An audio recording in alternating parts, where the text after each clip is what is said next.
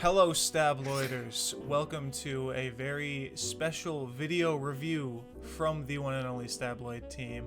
I am Aiden Snyder, and I am here joined by my other fellow writers. Introduce yourselves. Hey guys, my name is Lucy Gibson, and I wrote the awesome Jane Remover is Not Your Saver article, and that's all I've done. I'm Connor Marenberg. I wrote an article called Left of the Dial and a tribute to 80s alternative rock, and I also did an interview with a cool ass drummer, and then I have more to come. I am Aiden Snyder. I wrote the Deloused and the Comatorium Mars Volta article, and we'll also be having more to come. Very exciting. I would like to thank all of the Stabloiders from everyone here at Stabloid for checking in, checking us out, sticking around. There's going to be new stuff coming, and it's very exciting. We're all very excited, as you can see. His name is Aiden Snyder, by the way. Yeah, I don't know me. if you said I'm that Aiden yet. Snyder. The purpose of why we're all gathered here today is we have decided to each pick a song that we think is a perfect 10 out of 10 would change nothing amazing song, and we're gonna go through, we're gonna talk about them, and we're just gonna review, give our thoughts, give our insights, and hopefully we can put on some Stabloiders to some cool ass music. Yes. Is that me this or- raising your hand or? It's Connor. Oh, What you- okay, what you- okay. In the video, you're that's pointing me? to the abyss. The song I chose is I Love You Golden Blue by the band Sonic Youth. This is a book I read today. It's Kim Gordon's autobiography, and in it she talks a little bit about the song, and I think it kind of speaks to why I really like it. I was often on the verge of tears whenever I sang it. It's a song about someone who believes he can't show himself to the world, believing he'll only destroy the people he cares about. He avoids all intimacy. He's stuck. I couldn't help thinking that was true about a lot of boy men I'd known in my life. I thought that was a really interesting quote because I more or less always consider the song lyrically from the perspective of a partner who is trying to reach that person, as opposed to from the perspective of the person it's talking about. Kim Gordon says, "I can't read your mind," and stuff like that. And like in the pre-chorus, she's talking about like, it's a time to go. So I always interpreted it as the other side of that sort of relationship as opposed to being about that. But that might also have been what Kim Gordon meant when she was writing that tune.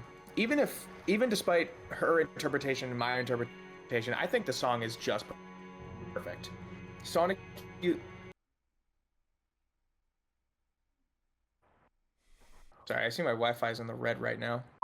I teleported because the Wi-Fi in my area was bad. Sonic Youth has this really cool thing where they have really sparse instrumentation, right? The space they provide themselves basically creates the ambiance that it was the group's like signature move, basically, right? In the best Sonic Youth songs, let's take like Incinerate Sonic Youth and Schizophrenia Sonic Youth and like I Love You Golden Blue, which is the song we're talking about. The best parts of those songs is when there's barely anything happening and they're like plucking notes to imply that a chord is happening and being played almost, but they're not like strumming the chord like a regular band would do. And that creates a lot of like ambiance and dissonance, because a big thing in the wave that they were part of, the no wave sort of era, is like a lot of chromaticism and dissonance in the music. And I think even in the more harmonic and melodic Sonic Youth tunes that comes out, like the aforementioned Schizophrenia, like the back half of Schizophrenia, which is mostly just very sparse guitar notes. But in I Love You Golden Blue, they're suggesting that a chord's happening at the certain moment. You only are allowed to feel that the chord is happening. It's not like this chord's happening right here, boom, boom, boom, boom, boom, we're strumming it. It's like plucking at the notes. And the way that it interacts with Kim Gordon's, as I said, verge of tears vocals is like so beautiful. Like there's a little part in the pre-chorus where she goes, "Is it time to go?" like I previously mentioned, but then also the guitar goes up with her. Like that's just such an incredible usage of accompaniment with the vocals, I think. And then also like the opening, like ambient buildup with the bass, with like the bass chords and the cymbal swells and just the guitar noises. I just think it's a song where every single aspect just comes together to create like something that transcends the sonic capabilities of what people think a guitar can do a lot of the time. It's so cool to me, especially, this will be my last point, that it's not even something that Kim Gordon was used to doing back in the day. A lot of her lyrics are either super blunt or non-personal, and then to have a song that's both not exactly blunt and super personal, it's so left field for a lot of Sonic Youth tunes. The melodic tunes were sung by Lee Ronaldo and Thurston Moore, and then Kim Gordon would do the more like, I guess, shouty stuff, like the sprawl and stuff like that, and like Swimsuit Issue from Dirty.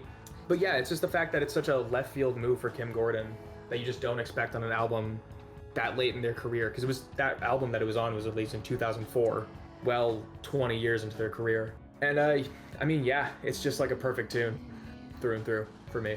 I don't remember hearing this song, but I also agree there are other times in Sonic Youth's discography that I have heard. I've heard most of their stuff where it has that same quality of being like incredibly atmospheric and but also very grounded. I have listened to almost no Sonic Youth. I would even go as far as to say as this might be the first Sonic Youth song I've heard in full. I know very little about them. I know that how hugely influential they were for like, No Wave and such like that. And I will say this song, the one thing that I kind of took away from it is throughout almost the entire time, as soon as Kim Gordon started speaking, there was just like this dense like feeling of anxiety that was going on that I think permeated through pretty much everything else. And the song has got like that slow ambient build up that I really like in a lot of music that I especially think that they did very, very, very well. The vocal delivery I think was good. I think it serviced the song extremely well. I was just like, this is a very heavy atmosphere. When I was listening to it with the headphones and the cymbal like swell at the start was like it was like echoing in my head. Well, that's I Love You Gold and Blue by Sonic Youth. Sorry, I burped and then it turned into my voice. I can go next. The song I chose for this was The Place Where He Inserted the Blade by the band Black Country New Road, who are from, I think, London, obviously in the UK. It's my favorite song of all time. I figured, I have a few songs I'd consider perfect, but I figured I'd choose the one I find to be, my very favorite. It's one of the songs that like, when it comes on, I feel like everyone has to shut up. It comes on and I'm like, guys, you guys have to listen to this. Like, the song will like shuffle on aux or something, and I'm like, hold on, like, just wait, like, can you guys wait like 7 minutes? It's perfect. You love when a perfect song is long as fuck. I've never really been able to completely decipher what the song is about, so I can't speak on that fully, but everything about it evokes like this feeling of nostalgia for a past relationship to me. It's a very sad song, but it's kind of bittersweet. It's very, very sad sounding, but not in like a depressing way. It's kind of like a song you'd like cry tears to instead of just listen to and be like just like yeah, just like desolate, just like, oh no. Yeah, like literally, like it's like oh no. But this song is like totally not that. It's very much like I've definitely cried to it a few times in my life. But yeah, it has a very, very melancholic atmosphere. Every member of the band, I mean, they usually do this, but every member of the band is playing, and I find the Black Country New Road very interesting because every member plays, but it's such like an interesting array of instruments. Like, they have a guitarist, sometimes two guitarists. I think if Isaac Wood was playing as well.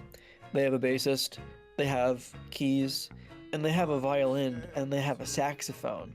They do this thing a lot where the saxophone and the violin will like harmonize, and I know that's not like crazy as fuck like technically, but oh my god, the way they do it is just so like, the first chorus it's just the violin, and it plays like super beautiful like tune, and then the second chorus, the saxophone comes in and plays with it, and it's just like it's so crazy.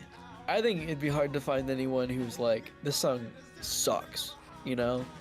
Like, I understand people don't always get Black Country New Road, but that song is just, like, to me, undeniably, just, like, at least good. And rest in peace, Isaac Wood.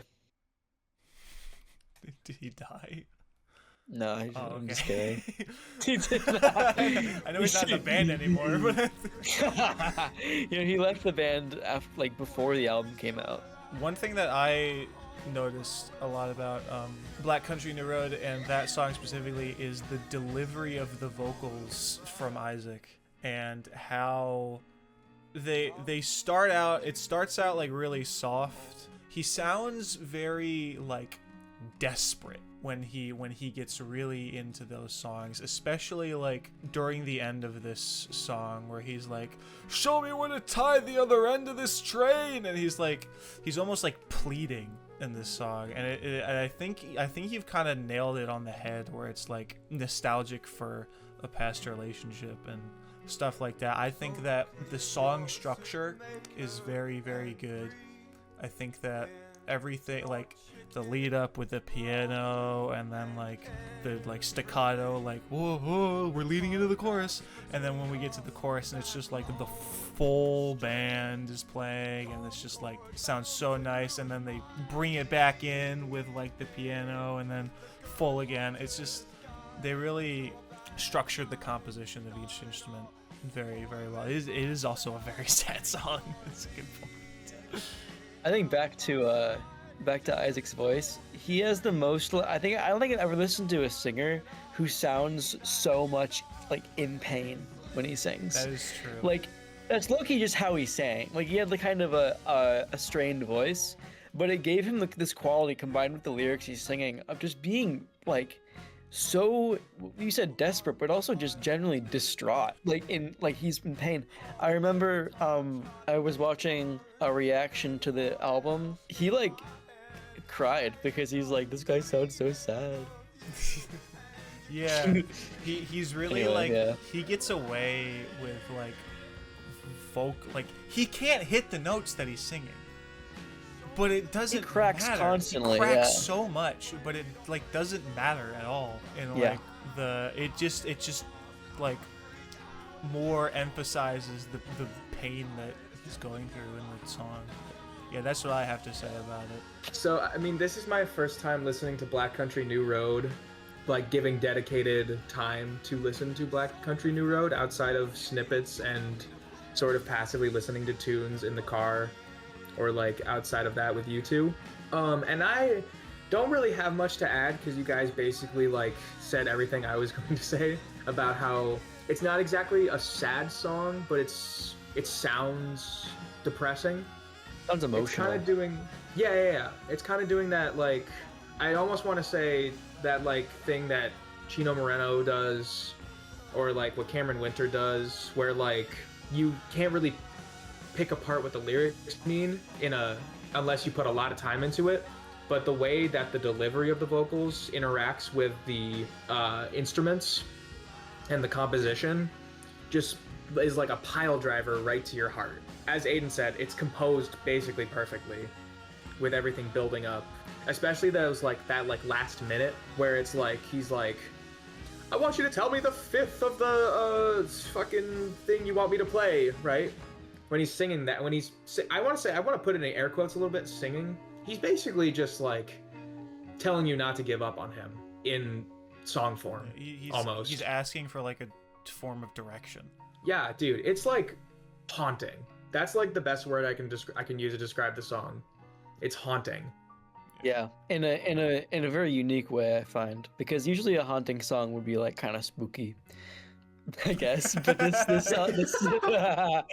song's not spooky at all. I'm afraid of this song. It's haunting in a way that like I just want to sit in a field and look at stars and listen to the song. To me, that is also just like a haunting atmosphere. Your milk looks weird. This Okay. is vodka. This is vodka, idiot. My song that I chose, my perfect 10 out of 10 song, is none other than Analog Sentimentalism by Paranol. I heard this song for the first time, I want to say about a year and a half ago, and it was in a personally catered, might I add, shoegaze playlist that I was given, and just because I'd listened to Loveless for the first time, and I was like, I gotta figure out what's going on with the rest of this genre. This genre is really good. And one of the songs that was in that playlist was Analog Sentimentalism. And the first time I ever heard it, it was kind of, I would describe it as alarming. It's very abrasive. The mixing of all of the instruments, the guitars, the piano, the drums, it's all very, like, crashy. It's very abrasive.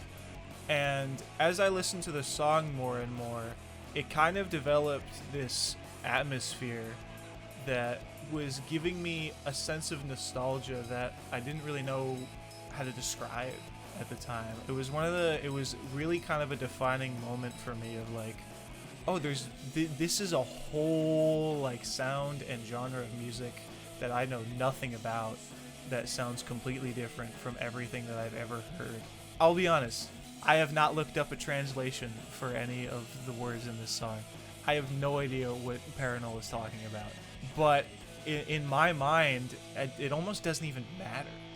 The vocalization is enough, and just as soon as I hear like the first drum fill on the open hi-hats, it's like, to sound a little corny, it's almost like I get transported somewhere else. It's just so well done. The mixing is so interesting because I feel like in other genres or contexts it doesn't work at all, because you have the super like reverbed and dense guitars, and then you have these drums that just like, they almost sound like they're peaking, and they just like slam through the rest of the mix, and it's bombastic.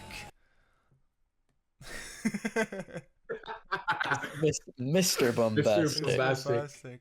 It's a truly incredible song. It's a truly incredible album. I agree a lot, but I actually found out an interesting fact. It is all clipping. Like the entire album is mixed way too loud, and it's all clipping. But like it adds to what makes the song good. Yeah, I was wondering because Like, those hats are so loud. Like the whole album is clipping, but it sounds incredible. And to your point about how like you don't even want to Google a translation, I think honestly the fact that I don't really know what's being said adds to the song a lot, because it's just like it's the same thing with the two songs we've both discussed as well, where it's just like sometimes maybe the lyrics don't even matter. It's just the delivery of the vocals and the way it works with the instruments to create a vibe. I will say the first time I heard the song was I think maybe 2 months ago when I was like cooking chicken, and I was just like I hit fetal position on the floor. So it's just like, damn, this song is taking me places. Yeah. I just want to open by saying I think the name of the song is perfect. By the way, nothing about this album is analog. It's all MIDI. But it sounds so convincing and it's so raw and loud and just like blown out that it does feel like it was recorded on like a cassette or like something like that, you know, on like a it's kind of has that analog feel to it.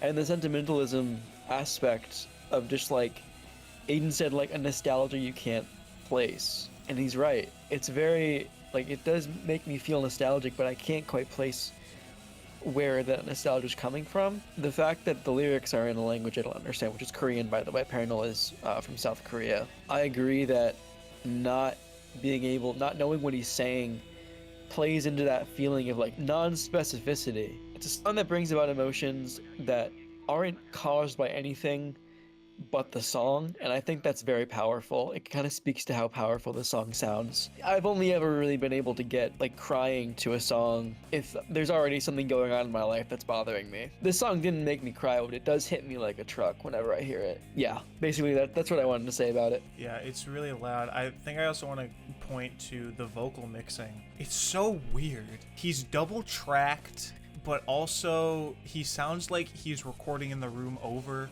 It's a very interesting sort of sound that kind of like, it almost pulls his voice to the background.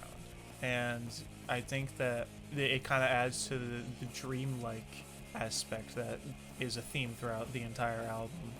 And you can, I don't know about you guys, but I get a very specific mental picture in my head when I listen to this album of just the process of just like some guy in his room just like, get this out of me into the like music form. And I think that is kind of beautiful in a way. I like that. I agree. When I was Googling the stuff with the clipping, I found out that he recorded the vocals on a Samsung 5G. Yeah. It's literally what like Aiden was saying though. It's just like, get this thing out of me and into the world. Yeah. It's really cool. Yeah. It's very much like it feels like, I think maybe that plays into like the fact that it's all MIDI is like, he's like, I need to make something. Obviously he has a lot of skill in a DAW. Like he's a very talented producer if he can make it sound that convincing. But he didn't learn how to play guitar, he didn't learn how to play drums as far as I know. But he has like that emotion in him that he was like, even though I might lack these skills, and he needed to just like put it into music form, because it really feels like that's the only way you could make another person, you could get that across to someone else. I can't imagine someone telling me something that makes me feel the way this song does, you know, or even watching a movie or something. Like this is a very, very, like it's a feeling that's very, very specific to music, and I think that's really cool. I think about this album whenever I look at the sky now. Whenever I see a smokestack, I think of this album. The sky and I go, Korea. Before we move on real quick, I just have an interesting point. I think it's really interesting how we all picked very like emotionally resonant tunes. I was gonna bring that up. Yeah. With ourselves. Now that we've talked about these songs, we're gonna move on to our next section, and that is, of course, our user submitted album review that we're gonna do live, right? We asked you Stabloiders what is an album that you want us to hear and you want us to review, and we got a lot of submissions, more submissions than I was honestly expecting, which is awesome. Yeah. But the album that we are going to be reviewing is Anomaly by Van Holzen, which was submitted by Twillis7. Thank you. We will be doing this again. So when we ask you to give us albums to review, you better do that. We want to hear your untapped gas, untapped oil. We want that. We want to hear it now. And be prepared for us to listen to it and talk about it all here. Yes. Give us your music. Full uncut. All right, what did you guys think about Van Holzen? The most notable part to me is definitely how distorted the bass is. I really liked that. It's very distorted bass tone, and especially open in the album. Like I wasn't expecting like a ton, because I just never heard of this. I guess it's kind of my bias. But as soon as it started, I got like, it was like really cool. It was a very cool start. It reminded me in a way of like that the bass at the beginning of Igor's theme by Tyler the Creator at the very beginning of Igor the album. As a whole, I liked it. It's rockin', man. It's rockin' and sockin'. So yeah. Yeah, this album is pretty friggin' awesome. When I listened to this album, I had no idea what to expect. I'd never heard of this artist. I'd never heard of this album. No idea what to expect going in. Apple Music doesn't help. It's just labeled as rock. Like that doesn't help. But anyway, tangent aside. I agree with the first thing that you said, Lucy, which was that immediately I was hit by the sludge of the bass and the guitars, and how, although this album sort of translates into a poppier sound as we go along, it starts out very like doomy, very sludgy, very gross.